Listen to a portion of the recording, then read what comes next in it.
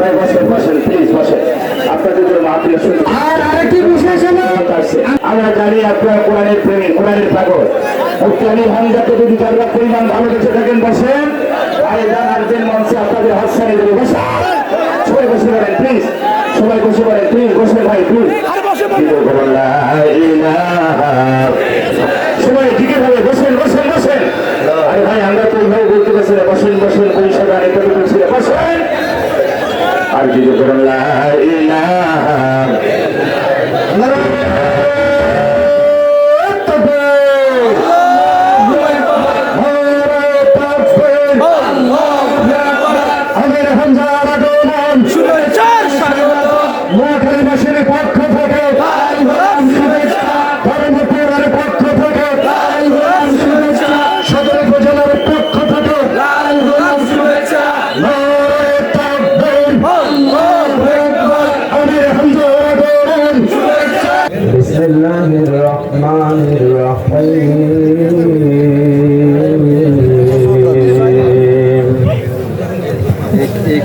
إن الله اشترى من المؤمنين أنفسهم وأموالهم بأن لهم الجنة يقاتلون في سبيل الله فيقتلون ويقتلون وعدا عليه حقا في التوراة والإنجيل والقرآن صدقت يا ربنا. عن أبي هريرة رضي الله تعالى عنه قال قال النبي صلى الله عليه وسلم اتقي دعوة المظلوم فإنها ليس بينه وبين الله حجاب. رواه مسلم. وما زادهم إلا إيمانا وتسليما. اللهم صل على محمد وعلى آل محمد كما صليت على إبراهيم وعلى آل إبراهيم إنك حميد مجيد.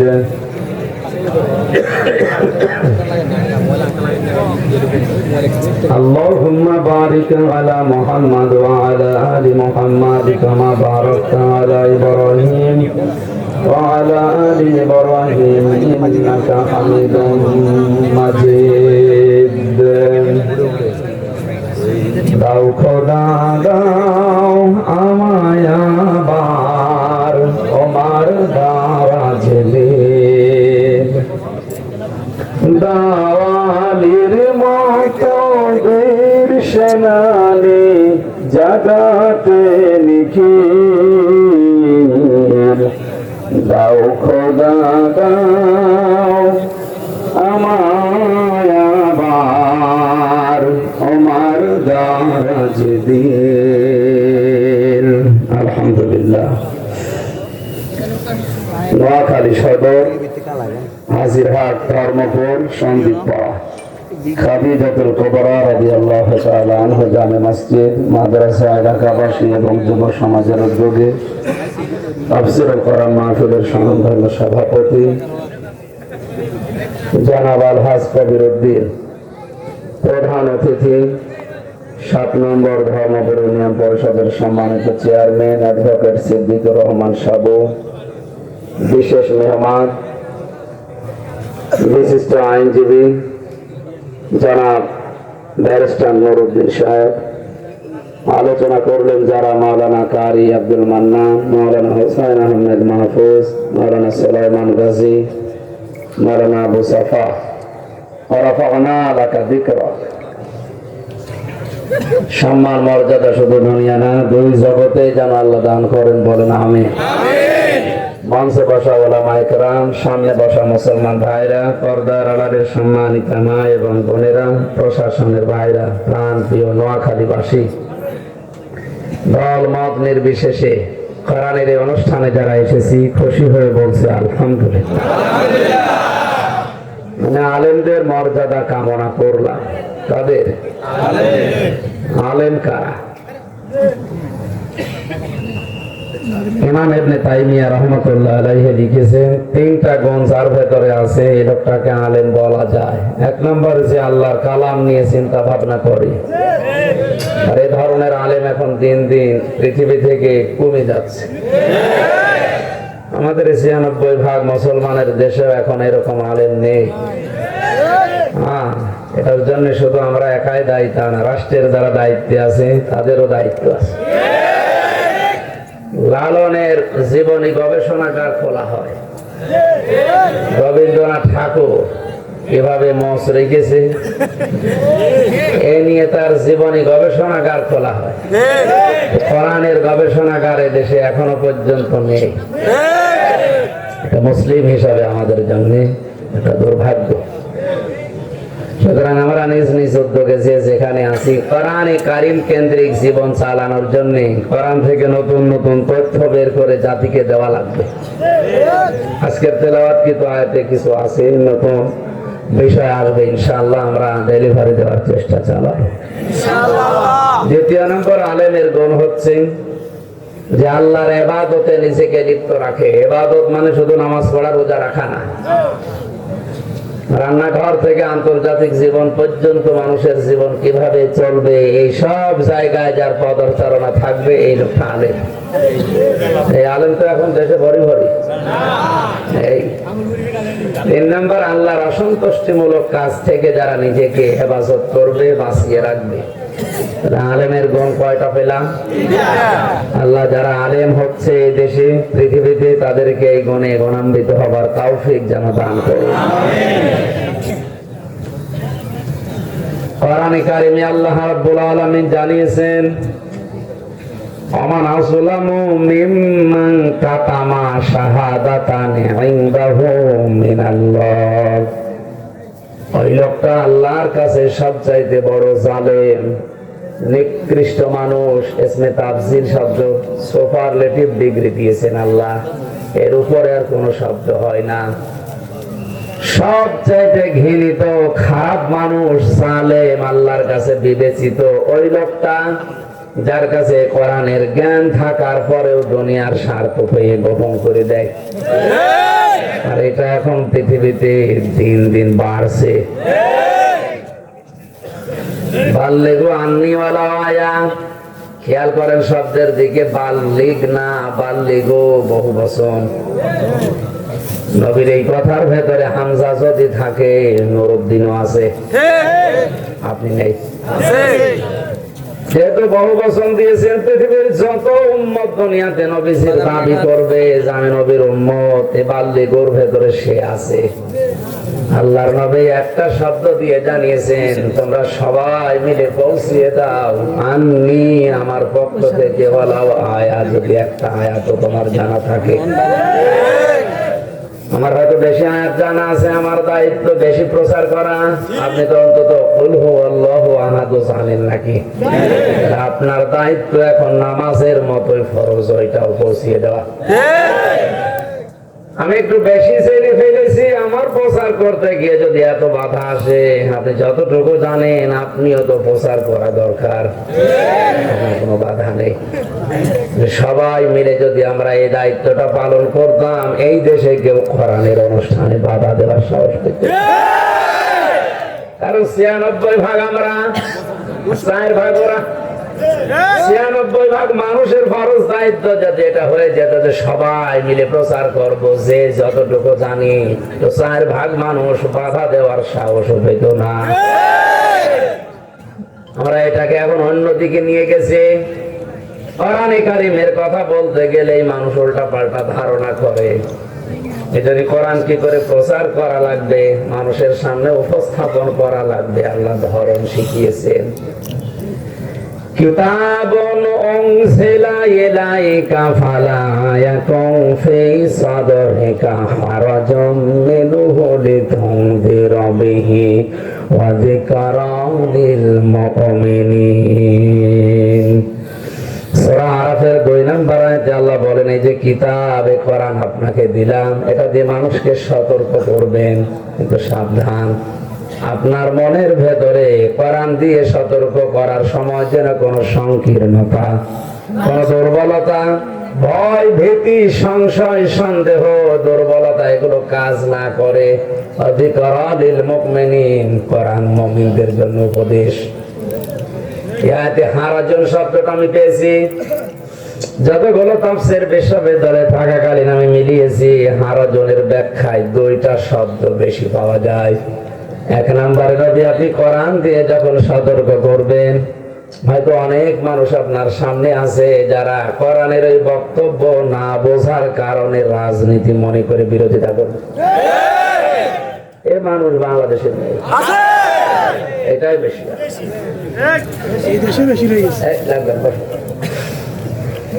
দ্বিতীয় নম্বর, আবহমান কাল থেকে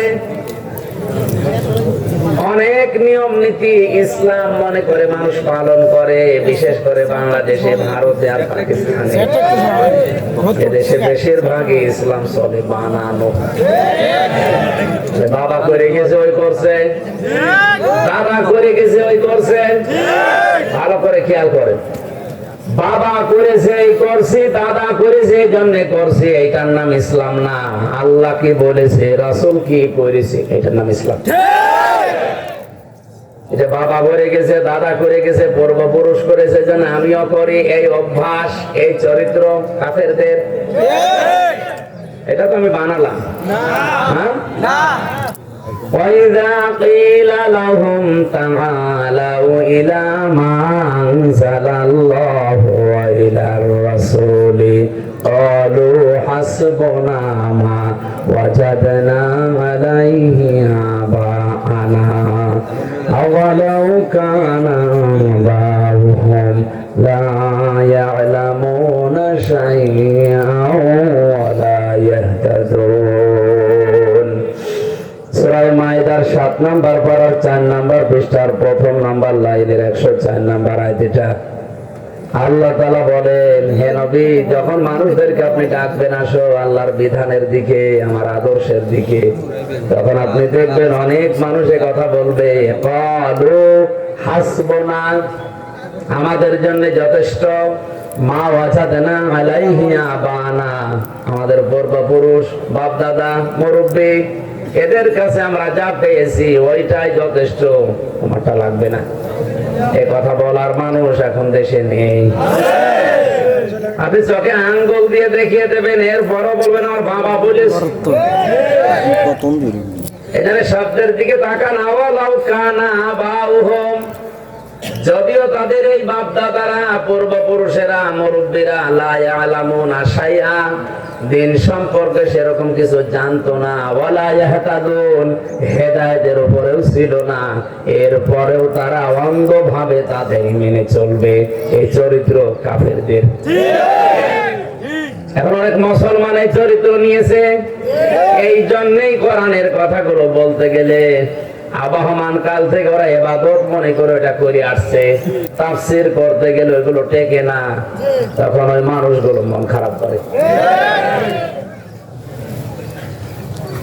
বিশেষ করে এই কুমিল্লা, ব্রাহ্মণবাড়িয়া, নোয়াখালী, ফেনী, চাঁদপুর, লক্ষ্মীপুর, এই জেলাগুলোতে যেটা বেশি হয়, সারা বাংলাদেশ মিলে সব চাইতে বেশি হয় চট্টগ্রাম বিভাগে জিকিরটা। অথচ জিকির করার জন্য আল্লাহ নিজে নির্দেশ দিয়েছেন, লিল্লাহিল আসমাউল হুসনা ফাদউহু বিহা ওয়া যারুল্লাযীনা ইলহাদুনা ফি আসমাই। সূরা আরাফের 9 নম্বর পারা 13 নম্বর পৃষ্ঠা 4 নম্বর লাইনে আয়াতটা ভালো করে মিলিয়ে নেন, উল্টাপাল্টা ধারণা করবেন না। আমি আল্লাহর অনেক নাম আছে, যে নামে পারো ডাকো, কিন্তু সাবধান, আমাকে ডাকতে গিয়ে যারা ইলহাদ করে, এখানে আলেম যারা আছে, ইলহাদ মানে উল্টাপাল্টা করা, আল্লাহর নামকে বিকৃত করা, আল্লাহর নামের সাথে অন্য কাউকে মিলিয়ে ডাকা, এরকম যারা করবে, আমি আল্লাহ নির্দেশ দিলাম তোমরা তাদের সাথে ডাকবা না। শব্দের দিকে খেয়াল করেন, প্রতিটি শব্দ গবেষণামূলক। আল্লাহকে ডাকে না তারা তা না, কিন্তু আল্লাহকে ডাকার পাশাপাশি ওয়াল্লাযীনা লা ইয়াদউনা মা'আল্লাহি ইলাহান, কি করেন কি মানুষের দৃষ্টি সবাই দিকে আছে, কথা বোঝার সিস্টেম নেই।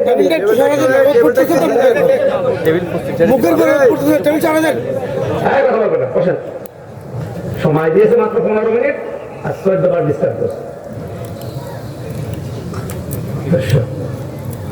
সময় তো 5 মিনিট থাকার শেষ করতে লাগবে না, খেলা করার জন্য দিয়েছেন। এখানে ঠিক মতো বসে না, ছাতার দিকে তাকাবে না, পাখার দিকে তাকাবে, আর বাড়ি যেয়ে গেট করবে। কি বলে গেল বসলাম, আপনি শুনছেন, বসবেন।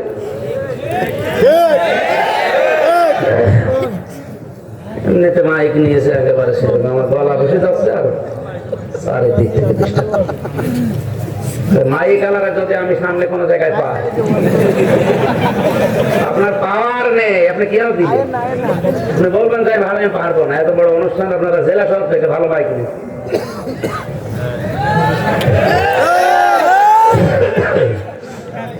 জেলখানাতে আসলে 3 বছর খাবার কি খেয়েছে হয়তো আপনাকে জানেন, এই খাবার খেয়ে বেঁচে থাকা যায়। এরপরে আমার একদম সব খোলা হয়ে গেছে। আমি মনে করেন আরো কিছুদিন পরে অন্তত শুরু করে মানুষজন জোর করে এনে তুলে দেয়, আমি এদিকে পারি না। আর প্রতিদিন 2টা, কালকে রাত 4টার সময় নামিয়েছে। বলেন এই মানুষের শরীর থেকে সারা রাত এভাবে জেগে থাকলে, একদিন না ঘুমাতে পারলে 5-6 দিন লাগে ঘুমের জের তুলতে। এরপর আবার সকালে, বিকালে একটা আছে, এরপর আবার রাত্রে। যারা এই আওয়াজ শুনছেন, সামনে কোনো অনুষ্ঠান নিলে মাইকটা ভালো রাখবে। এই সমস্ত জিনিস দিয়ে আমাদের গলাটা এখন বসে গেলে কালকের অনুষ্ঠান বন্ধ হয়ে যাবে।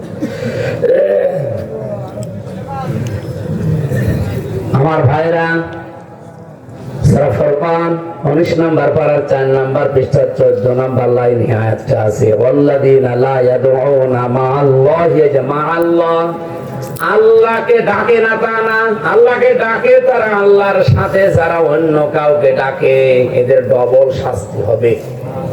যে কোনো পাপ করলে শাস্তি হয় একটা, আর পৃথিবীতে এমন এমন 3টা পাপ আছে যে 3টা পাপের শাস্তি হবে ডবল। তার ভেতরে 1 নম্বরে আল্লাহকে ডাকার পাশাপাশি যারা অন্য কাউকে ডাকে। কিছুক্ষণ আল্লাহ আল্লাহ জিকির করার পরে ইয়ালি বাবা, শালি বাবা, এরপরও আপনার বিবেক খোলে না। এরা আলেমের নাম নিয়ে হোক, জালেমের নাম নিয়ে হোক, যা করছে এটা কি ইসলাম? এই জন্যই তো কোরআন পড়া দরকার। কোরআনটা যদি আপনি একবারও মাতৃভাষায় পড়তে পারতেন, এই আলেম নামে এই ভণ্ড গুলো যেগুলো করছে সব আপনি দিকে ফেলতেন। আজকে থেকে সিদ্ধান্ত নেওয়া লাগবে, যতদিন বেঁচে আছি পড়া কোরআন আমি অন্তত আরবির পাশাপাশি মাতৃভাষা একবার শেষ করবো। 170 বারের উপরে আমি জেলখানায় 3 বছরে শেষ করেছি। এখন আমার কাছে কোরআন শরীফ প্রায় আয়নার মতো মনে হয়। আমার তো বেশি হয়ে গেছে। আপনি 5-6 বার পড়ে দেখেন পুরা কোরআনে, কেউ আর আপনাকে ধোঁকা দিতে পারবে না। আল্লাহর সাথে যারা এরকম উল্টা পাল্টা নাম নিয়ে ডাকে, এমনকি ইয়া রাসূলুল্লাহ, ইয়া রাসূলুল্লাহ জিকির করা জায়েজ নেই। রাসূলের নামে কোনো জিকির নেই, রাসূলের নামে আছে দরুদ। জিকির হবে শুধুমাত্র কার নামে? জিকির একটা ইবাদত। এখন এই কথাগুলো তাফসীর মাহফিলে যদি বলা হয়, এতদিন যারা ইয়ালি বাবা, শালি বাবা জিকির করছে, ওরা আমাকে ভালোবাসবে না, ওরা বলবে যে হুজুর বেশি বোঝে।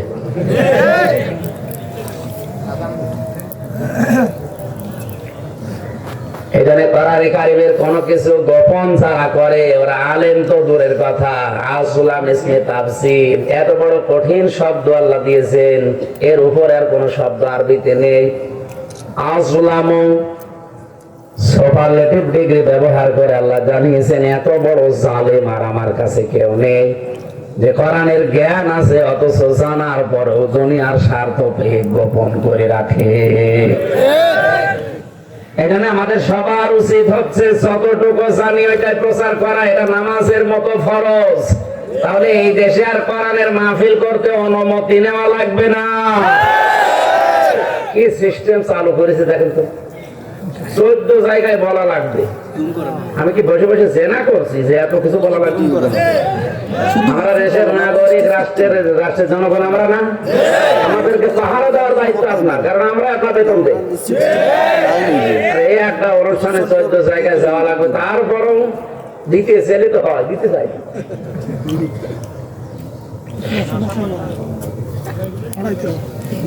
এখন এই আয়াতের ব্যাখ্যায় আমি পেয়েছি তাহলে আলেম কারা আল্লাহর কাছে? আল্লাহর নবী বলেন, এটা মা তাসালু কদামা বানি আদম যে হাদিসটা আছে, এর সর্বশেষ শব্দ হচ্ছে ওয়ানি ইলমিহি মা দা হামিলা ফি মুত্তাফাকুন আলাইহি। বুখারী মুসলিমের যৌথ হাদিস। কিয়ামতে যে 5টা প্রশ্ন আল্লাহ মানুষকে সামনে দাঁড় করিয়ে করবে, তার 5 নম্বরে এটা, যতটুকু তুই জানতি তার কতটুকু মানতি এটা বল। তার মানে জানা অনুযায়ী যে আমল করে এই লোকটা আলেম। আলেমরা আল্লাহর কাছে সবচাইতে বেশি প্রিয়, তার কারণ কি?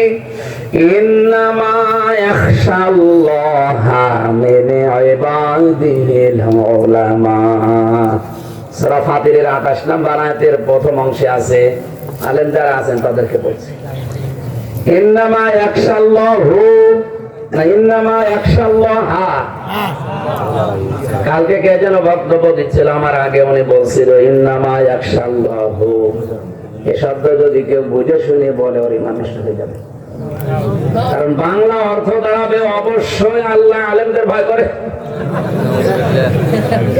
হা থেকে হো হয়ে গেলে দেখেন আকাশ পাতাল হয়ে যাচ্ছে। অথবা আল্লাহ হা শব্দ দিলে বাংলা অর্থ দাঁড়াবে অবশ্যই আলেমরা দুনিয়ায় আল্লাহর বান্দাদের ভেতরে আল্লাহকে বেশি ভয় করে। এটা আমার মনে হয় যারা আলেম তাদের অন্তত আরবি গ্রামারটা কিছু না হলেও কিছু আয়ত্ত থাকা দরকার। 3 বছর তো ভেতরে কিছুই জানি না দুনিয়া সম্পর্কে, 1 মাস বের হয়ে যা দেখছি অধিকাংশ আলেমের, সে আলিয়া হোক কওমি হোক, যে জবর দিতে পারে এমন এমন শব্দ ভুল করে যেটা যদি ইচ্ছা করে করলে ইমান চলেই যাবে, মানে আল্লাহর উপরে দোষারোপ হয়। আর সাধারণ মানুষগুলো তেলাওয়াত করে ইদা জা নাসরুল্লাহি ওয়াল ফাত। নাসর শব্দের শাব্দিক অর্থ হচ্ছে সাহায্য, আর নুন সিন র নাসর মানে স্বপন। আপনি আল্লাহকে বলবেন যখন আসবে আল্লাহর সাহায্য তখন আপনি বিজয় দেখতে পাবেন। এখন যদি কেউ সিন দিয়ে উচ্চারণ করে বলে ইদা জা নাসরুল্লাহি ওয়াল ফাত, যখন আসবে স্বপন তখন আপনি সাহায্য দেবেন।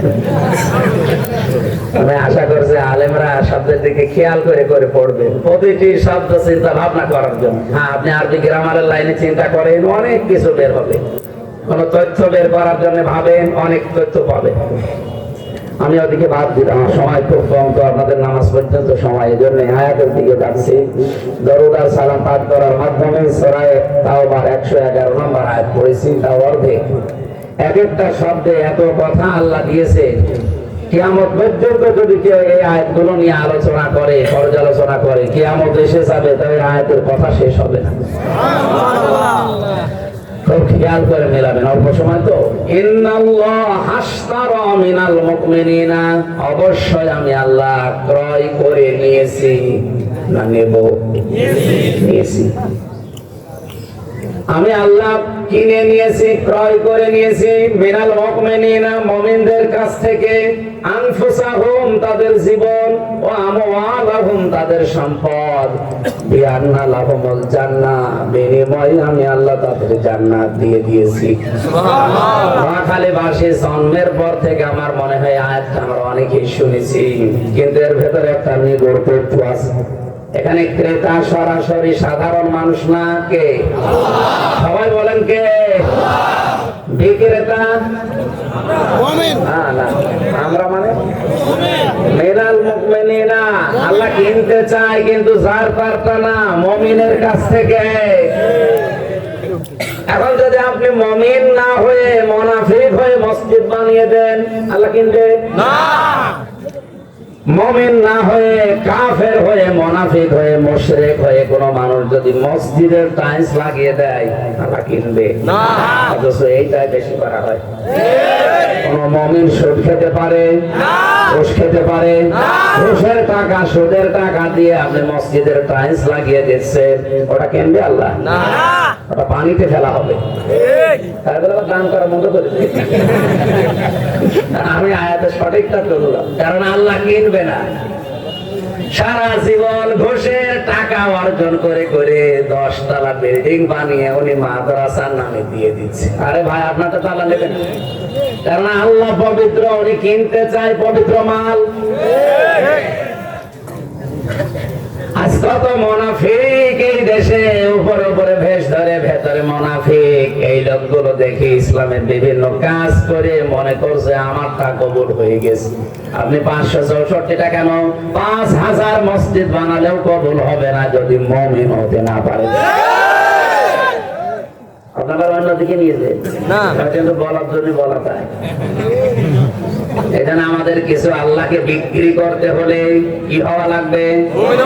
আরো জোরে মুমিন বলা হয় ওই লোকটাকে যে ভালো কাজ দেখে আনন্দ পায় আর অন্যায় দেখলে কষ্ট পায়। এদিকে এখন ভালো কাজ দেখলে আনন্দ পাওয়া লোক কমে গেছে, অন্যায় দেখলে কষ্ট পাওয়া লোক নেই, ওরা উল্টিয়ে গেছে। ভালো কাজ দেখলে কষ্ট পায় আর অন্যায় দেখলে আনন্দ পায়। আপনার তো মুমিনের চিহ্নই নেই, তাহলে কিনবে কি? আর খালি আগা কাটা থাকলে হবে না। অনেকের তো এই ধারণা আছে আমার আগা কাটা। আরে ভাই, এটা কাটা থাকলে তো মানুষ মুসলমান হয়। ছাগল কি? ছাগল মুসলমান। এই জন্য না ভাই, শুধু ওইটা কেটে যারা মনে করছে আমার কাটা আছে আমি মুসলমান, আমার টাল্লা কিনবে না, মানে এই জন্য অনেক হিন্দু এখন তলে তলে এটা দেওয়া আরম্ভ করেছে। এটা কাটলে মানুষ মুসলমান হয় না। ইব্রাহিম আলাইহিস সালাম করেছিলেন, এই হিসাবে আমরা তার সন্তান দাবি যারা করি তারা এটা করি। অনেক রোগ বালাই থেকে আল্লাহ এটার মাধ্যমে বাঁচিয়ে দেয়। আমার ওইদিকে না বিষয়, আমরা আল্লাহর কাছে কিছু বিক্রি করতে হলে প্রথম শর্ত মুমিন হওয়া লাগবে। মুমিনের জন্য যে দুইটা কথা বললাম, মান সাররাতকা হাসানাতুকা ওয়া সাআতকা সাইয়্যাতুকা, যে মানুষগুলোকে তার ভালো কাজ করলে আনন্দ লাগে আর অন্যায় দেখলে তার অন্তত কষ্ট হয়, এর ভেতরে ঈমান আছে। এর ভেতরে কি? আপনার কি এরকম মনে হয় একটা মানুষ বিনা কারণে ধরে নিয়ে চলে যাচ্ছে, রিমান্ডে দিয়ে গুম করে মেরে ফেলছে, এটা অন্যায় দেখার পর আপনার অন্যায় মনে হয় না? আপনার তো ঈমানই নেই। আপনার কাছ থেকে আল্লাহ কিনবে কি করি? কিনবে না। আমি নিচে নামলাম না, আল্লাহ প্রথম কিনতে চেয়েছেন আপনার জীবন। এখন জীবন আল্লাহ কিনে কি করবেন?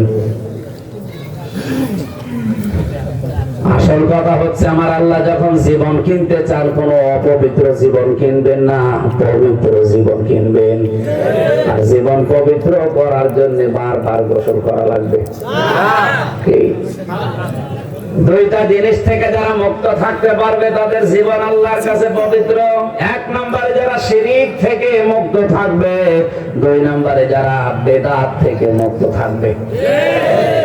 কালকে একটা হাদিস পড়ছিলাম তিরমিজি শরীফের, নবীজি বলেন 2টা শ্রেণীর মানুষের জন্য আমি আল্লাহর নবী কিয়ামতে সুপারিশ করব না, আমার সুপারিশ তাদের জন্য হারাম। 1 নম্বরে দুনিয়ায় যারা বেদাত করে, 2 নম্বরে যে মানুষগুলো জালেম শাসকের তোষামোদী করে। হাদিসটা না বলে ভালো, এটা তো এদেশে এখন চলবে না। দিন দিন যেন বেদাত বেড়ে যাচ্ছে, আর জালেম শাসক যারা পৃথিবীতে তাদের তোষামোদীকারী মানুষও বাড়ছে। আল্লাহর নবীর সুপারিশ থেকে আপনি বঞ্চিত হয়ে যাবেন। এখানে আমরা যদি জান আল্লাহর কাছে বিক্রি করতে চাই, আমাদের প্রথম শর্ত হচ্ছে শিরক এবং বেদাত থেকে বেঁচে থাকা লাগবে। এখানে কাবা শরীফ তাওয়াফ করার সময় আল্লাহ এই কথা আমার মুখ দিয়ে বের করে নিয়েছে, ওই হামজা বল লাব্বাইক লা শারীকা লাক লাব্বাইক। হে আল্লাহ, আমি উপস্থিত হয়েছি, আমি কিন্তু মুশরিক না। এই কথা আগে আমার মুখ দিয়ে আল্লাহ বের করে নেয়, এরপরে বলা লাগে ইন্নাল হামদা ওয়াল মুলকা ওয়ান নি'মাতা লাকা লা শারীকা লাক লাব্বাইক। আবার যখন বিদায় তাওয়াফ করে আসার সময় মানুষ কাবা ঘর চক্কর দিতে থাকে, শেষ কথা এটা বলা লাগে লা শারীকা লাকা লাব্বাইক, এ আল্লাহ আমি উপস্থিত হয়েছিলাম আবার চলে যাচ্ছি, কিন্তু আমি মুশরিক, আমি কি মুশরিক না। অথচ গভীর ষড়যন্ত্র চলছে এই বাংলাদেশে, জাতিকে আজ মুশরিক বানানোর চিন্তা ভাবনায় অনেকে গোপনে লেগে পড়েছে।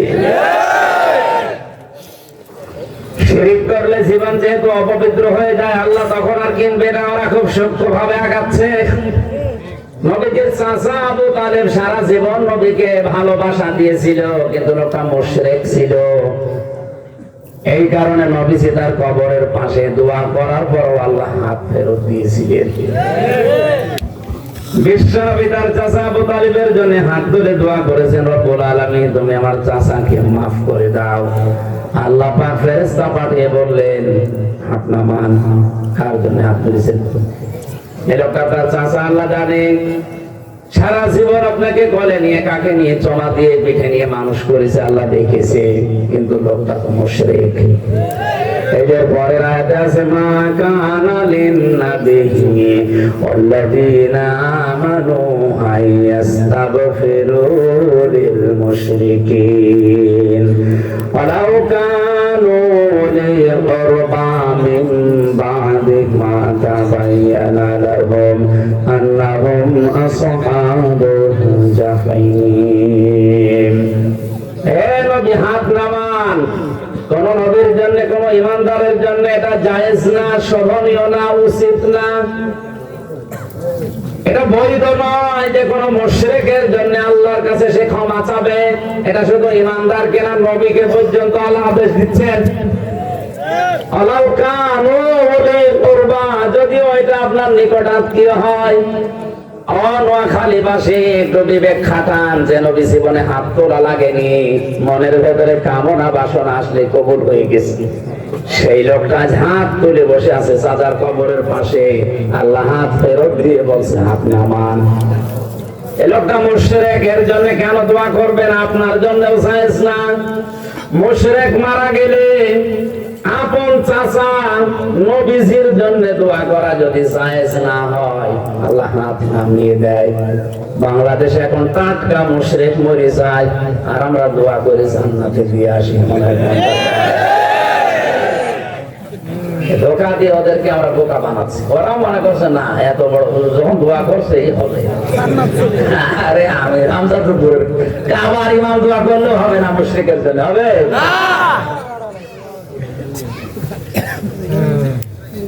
মুশরিকের যতগুলো বিষয়, আমি প্রায় 33টার উপরে এই দেশে আমার নজরে এসেছে। তার এক নাম্বার এই যে ক্ষমতার উৎস যারা জনগণ বলে এরা মুশরিক। নোয়াখালী নেই,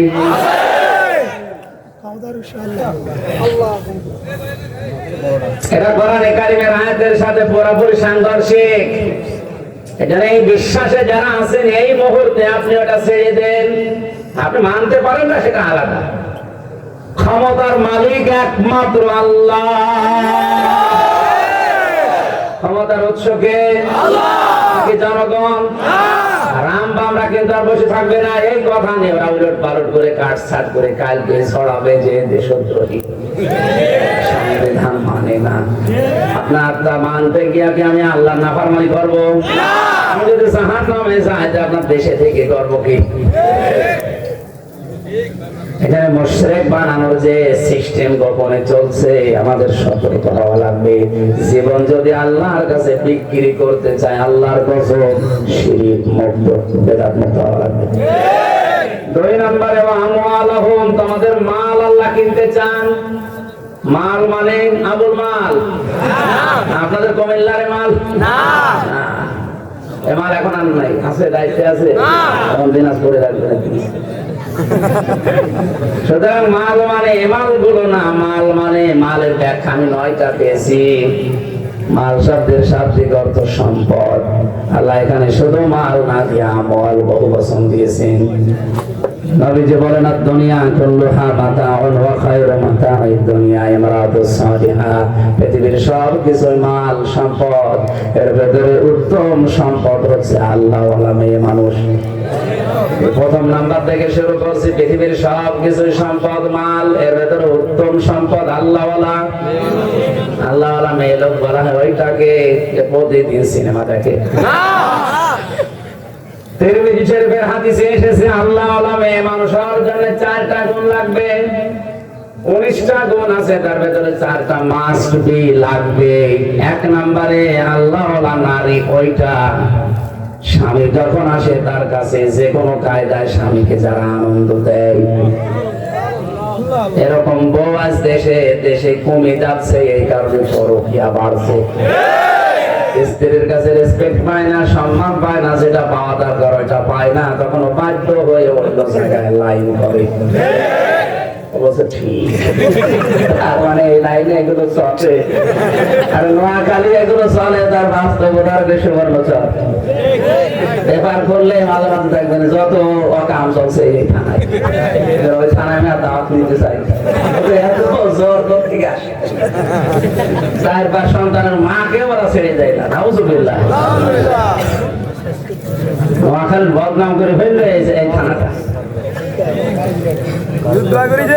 সম্মানিত মা বোনেরা, আপনি উত্তম সম্পদ যদি হতে চান রাসূলের দৃষ্টিতে, স্বামী আসলে না স্বামী যাই হোক না কেন, স্বামীকে সময় দেওয়া লাগবে। স্বামী যদি বাড়িতে আসে, স্ত্রীদের জন্য সংসারের সব কাজ তখন নিষিদ্ধ। আর ওরা হাঁসের খাবার দেওয়া নিয়ে ব্যস্ত, আমি যে আসলাম কোনো খবর নেই। দ্বিতীয় নম্বরে স্বামীর সম্পদ, স্বামীর সংসার এবং তার সন্তানকে দিনের পথে চালানোর জন্য যে মহিলা চেষ্টা করে। 3 নম্বরে স্বামী যেই কাজে খুশি, ওটা যদি জায়েজ হয়, স্ত্রীকে অবশ্যই খুশি থাকা লাগবে। এখানে আমি সহ যত স্বামী বসে আছি, প্রতিটা স্বামী আমরা চাই বিয়ের পরে যেন আমার মা বাবা আমার সাথে থাকে। এখানে 100 ভাগের 95 ভাগ স্ত্রীরা চাই না শাশুড়ির সাথে থাকতে। বিয়ে হলে বলে আলাদা হন, নাকি এরকম মহিলা দেশে এখন নেই? আমার এক আত্মীয়, আমি নাম নিলাম না, কিছুদিন আগে বিয়ে করার পরে বউ বলেছে তুমি যদি বাপ মানে থাকো আমি তোমার ভাত খাবো না। ঠিক আছে, না খাও, দিল বাদ দিয়ে। কয়েকদিন আগে আর একটা করেছে, আল্লাহ জানে এটা দেখবে কিনা। সম্মানিত মা বোনেরা, আল্লাহওয়ালা নারী হওয়ার জন্য 3 নম্বরে গুণটা অবশ্যই দরকার। খালি কালো বোরকা পরে 5 ওয়াক্ত নামাজ পড়ে রোজা রেখে মনে করছে আমি আল্লাহর ওলি হয়ে গেছি। এই নেককার হওয়ার জন্য, সম্পদ হওয়ার জন্য রাসূলের দৃষ্টিতে 4টা গুণ মাস্ট বি লাগবে। স্বামী যাদেরকে পছন্দ করে না, এরকম মানুষকে ঘরে মোবাইলে যোগাযোগ বিচ্ছিন্ন করে দেওয়া লাগবে। স্বামী পছন্দ করে না, ও তলে তলে তার সাথে মোবাইলে লাইন করে। আল্লাহ আমাদের মেয়েদের যেন হেফাজত করেন, জোরে বলেন আমিন। আমাদের ভাইরা 5-6 মিনিট আছে নামাজের, আমি মনে হয় শেষ করতে পারবো না। এরপরে ইকাতিলুনা ফি সাবিলিল্লাহ, অনেক কঠিন শব্দ, হাজার হাজার কথা এর ভেতরে আছে। আবার সামনে যদি নিয়ে আসেন, আরো আগে তুললে ভালো হতো। আমি তো এসেছি সেই রাত 4টার দিকে, 5টার দিকে। না ভাই, সময় দেওয়া যাবে না, কারণ আমার আসর থেকে আবার সেই ব্রাহ্মণপাড়া কুমিল্লা, এখন না গেলে আমি পাবো না। এগুলো সিরিয়াল হিসাবে নেওয়া 2 মিনিট 5 মিনিটে এদিক ওদিক করার কায়দা নেই। ম্যাডামের কাছেও যেতে পারছি না। 3 বছর পরে বের হয়ে বাড়ি থাকবো, তাও সময় নেই। আর আগামীতে সামনে নিয়ে আসে 15 তারিখে কনে যেন আছে নাকি, 23 তারিখে ওখানে এসে কথা, ওখানে রাত 9টা থেকে অন্তত 11টা 12টা পর্যন্ত সালাম। আল্লাহুম্মা আমিন। এখানেই নামাজ পড়বেন, আর 4-5 মিনিট আছে, এখানেই নামাজ পড়ে যাবেন। রব্বানা আতিনা ফিদ দুনিয়া হাসানা ওয়া ফিল আখিরাতি হাসানা ওয়া কিনা আযাবান্নার ওয়া আদখিলনাল জান্নাতা মা'আল আবরার ইয়া আজিজ ইয়া গফফার ইয়া রাব্বাল আলামিন। নোয়াখালী সদর থানার দিকে দিনের বেলা তোমার নজরটা দিয়ে দেখো আল্লাহ, হাজার হাজার মানুষ পছন্দ গরমে শরীরের তাপের ভেতরে বসে কোরআনে কারীম চাদর পাখির মতো শুনছিল। কোরআন শোনার জন্য যারা এত পাগল, এই মানুষগুলোকে তুমি অমরের মতো হেদায়েত দিয়ে দাও। মাহফিলটা বাস্তবায়ন করার জন্য আমার ভাই জানি সহ মাহফুজ সহ নামনা জানা যত মানুষ চেষ্টা চালিয়েছে, আল্লাহ তুমি তাদের সাহায্যকারী হয়ে যাও। যে কথাগুলো অল্প সময়ের ভেতরে শুনেছি বাস্তবে আমল করা, তুমি আমার কণ্ঠটা আগের অবস্থায় ফিরিয়ে দাও। আল্লাহ শরীরকে তুমি শেফায়ে কামেলা আজলা নসিব করো। মাহফিলের প্রধান অতিথি আমাদের চেয়ারম্যান সাহেব সহ বিশেষ অতিথি ব্যারিস্টার নুরউদ্দিন ভাই সহ যত আলেমরা এখানে বসে আছে, আমাদের মঞ্জুর করে নাও। এই এলাকায় মাটির নিচে যত মানুষ ঘুমিয়ে আছে, কবরগুলো জান্নাত বানাও। সময় না থাকার কারণে আয়াতটা আমরা বিস্তারিত ব্যাখ্যা করতে পারি নাই, যতটুকুই করেছি আল্লাহ প্র্যাকটিক্যাল লাইফে সেট করে দাও। বারাকাল্লাহু লানা ওয়া লাকুম ফিল কোরআনিল আযীম। আলহামদুলিল্লাহি রাব্বিল আলামিন। লা ইলাহা ইল্লাল্লাহু মুহাম্মাদুর রাসূলুল্লাহ।